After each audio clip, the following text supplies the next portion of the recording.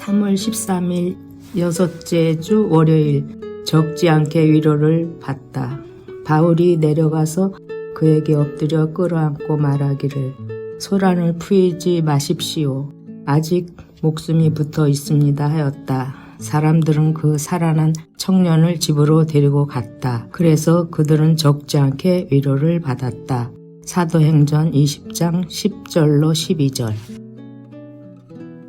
길앗에 살던 디셉 사람 엘리야는 하나님의 말씀에 따라 예언자가 되어 이스라엘 전역의 가문을 예고했습니다. 이후 하나님은 엘리야를 보호하시려고 그에게 갈릴리 북서쪽의 항구 도시 시돈에 인접한 사르밧으로 가라고 하셨습니다. 그곳에 엘리야는 하나님이 말씀하신 한 과부를 만났습니다. 그녀는 어려운 형편에도 엘리야를 정성껏 대접하여 더 이상 먹을거리를 걱정하지 않아도 되는 기적을 경험했습니다.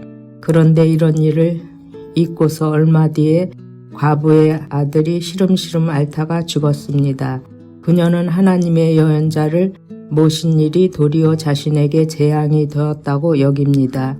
하나님이 자신의 죄를 들추어내셨다고 한탄하며 자책합니다. 참으로 역설적인 사건이 아닐 수 없습니다. 삶의 모순성이기도 하지요.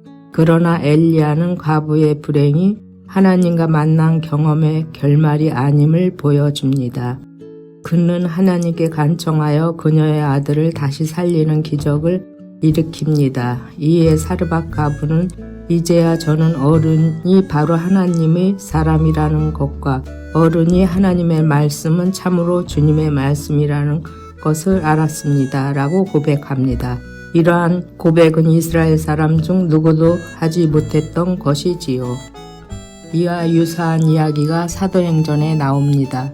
바울은 한 주의 첫날, 곧 우리가 주일이라고 부르는 일요일에 신앙 모임을 가졌습니다. 그는 거기에 모인 사람들과 토론을 하며 그리스도가 어떤 분인지를 밝히 드러내려고 했습니다. 다음 날 떠나야 했기에 토론은 밤이 깊도록 지속되었습니다. 그러던 중 3층 창문에 걸터 앉아있던 유도고라는 청년이 졸다가 떨어져 숨을 거두고 말았습니다. 복음을 듣기 위해 피곤을 무릅쓰고 모임에 간 청년을 두고 졸았다고 타박할 수는 없습니다. 바울은 엘리야가 한 것처럼 기적으로 그를 소생시킵니다. 사도행전을 보면 사람들이 다시 살아난 유도고를 보고 적지 않게 위로를 받았다고 합니다. 이 두 이야기는 하나님의 은혜와 평강과 기적을 경험한 후라도 우리에게 불행이 닥칠 수 있음을 알려줍니다.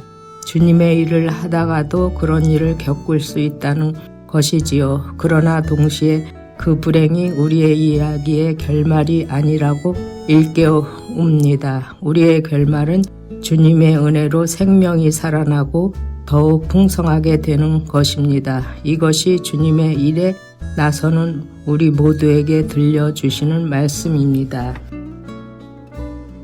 같이 하는 기도. 주님, 우리는 주님의 일을 하면서도 우리에게 닥쳐오는 불행과 불운의 겁을 먹습니다. 그러나 주님은 모든 것을 인도하고 주관하시는 분이며 우리의 마지막이 비극이 되도록 방치하지 않으실 것을 믿습니다. 엘리야는 사르밧 과부의 아들을 살렸고 바울은 유도고를 살렸습니다. 그 소생이 당시 사람들에게 큰 위로가 되었듯 우리에게도 위로가 필요합니다. 우리를 강하게 하시고 성령님의 위로와 능력을 여실히 체험하며 살도록 이끌어 주소서. 예수님의 이름으로 기도합니다. 아멘.